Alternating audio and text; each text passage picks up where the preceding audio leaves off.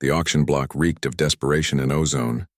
Elsa stood with her head bowed, her silvery skin dulled by years of shame, her crystalline eyes fixed on the metal floor.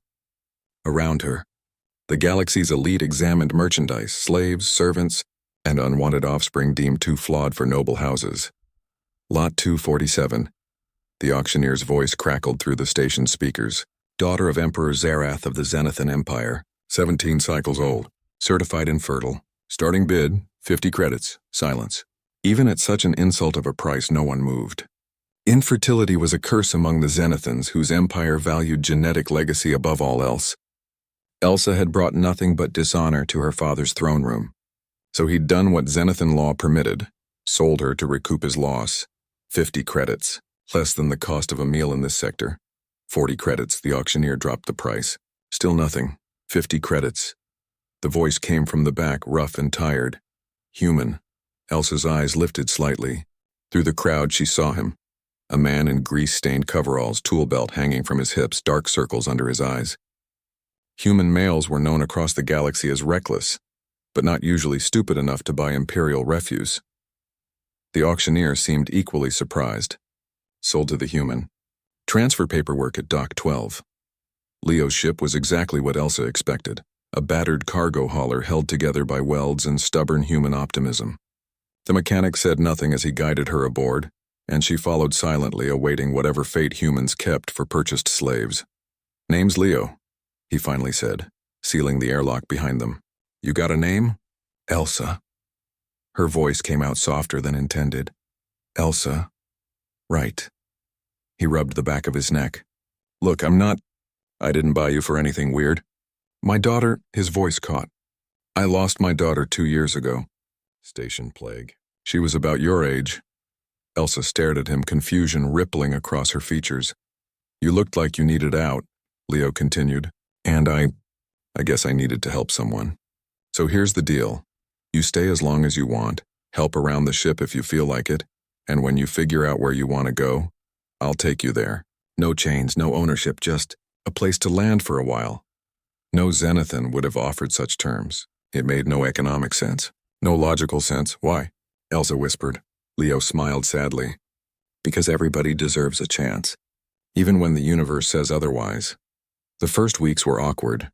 Elsa moved through the ship like a ghost, unused to kindness, waiting for the trap to spring. But Leo simply went about his work, hauling cargo between stations, repairing engines for colony ships, living the unglamorous life of an independent mechanic. Slowly, Elsa began to help. Her Zenithan heritage gave her enhanced spatial reasoning and steady hands, perfect for the delicate work of circuit repairs. Leo taught her patiently, never demanding, always encouraging. You're good at this, he said one day as she successfully rewired a damaged navigation array. Really good. Elsa felt something unfamiliar warm in her chest. Pride, perhaps. Or belonging. 3 months in, the symptoms started. Nausea in the mornings, fatigue, sensitivity to the ship's recycled air. Elsa dismissed it as adjustment to human food until the day she collapsed in the cargo bay. Leo found her there, unconscious, her skin flickering with bioluminescent patterns that Zenithans only displayed. During extreme physical stress, the station medical bay was staffed by a Quelthian physician who'd seen every species in the sector. She ran her scanners over Elsa 3 times, her tentacles quivering with disbelief. Impossible, Dr. Yeshna muttered. Utterly impossible. What's wrong with her? Leo demanded, gripping Elsa's hand. Nothing's wrong. She's pregnant. The words hit like a kinetic round. Elsa's eyes went wide, her breathing rapid. No, I'm infertile. I was tested, certified. That's why your father sold you. Dr. Yeshna finished gently. Yes, but human biology has a curious effect on other species. There are cases, rare but documented, where human proximity, human environment, even human emotional support has triggered dormant biological functions in other species. We don't fully understand it. Something about human adaptability creates a sympathetic resonance in compatible species. Leo looked stunned. So, being around me? Living with you, eating human food, existing in a human-optimized environment, forming emotional bonds, yes. Somehow it reversed what everyone thought was permanent. Dr. Yeshna's voice held wonder.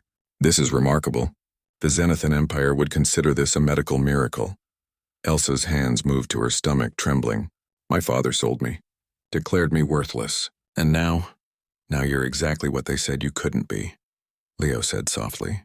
The question is, what do you want to do? The message reached Emperor Zarath within days. Medical records don't stay secret in the Galactic Network, especially when they concern Imperial bloodlines. He sent emissaries to Leo's ship, offering fortunes for Elsa's return, promising restoration to the royal house, demanding the child as a rightful heir to the Zenithan throne. Leo stood at the airlock, arms crossed. The lady doesn't want to talk to you. She is property, the emissary hissed. Purchased goods. We are reclaiming. I freed her the day she stepped on my ship. Legal documentation's already filed with the Interstellar Trade Commission. She's not property. She's a person. Behind him, Elsa appeared, her hand resting on her barely visible pregnancy. She looked at the emissary with eyes that no longer held shame. Tell my father, she said clearly, that I am no longer his daughter. I'm no longer cursed, and this child will never know the cold halls of an empire that measures worth by bloodlines. She stepped closer to Leo. I have a family now, a real one. The emissaries departed, threats and promises trailing behind them. 6 months later, in the cramped medical bay of Leo's ship, Elsa gave birth to a daughter with her mother's silver skin and her adoptive grandfather's stubborn human heart. They named her Hope. And across the galaxy, in 1,000 medical journals and 1,000,000 whispered conversations, the story spread. Humanity, somehow impossibly, had given the gift of life to a species that thought life was lost. That's what humans did. They fixed broken things, even empires couldn't understand it. But then again, empires had never met a mechanic like Leo.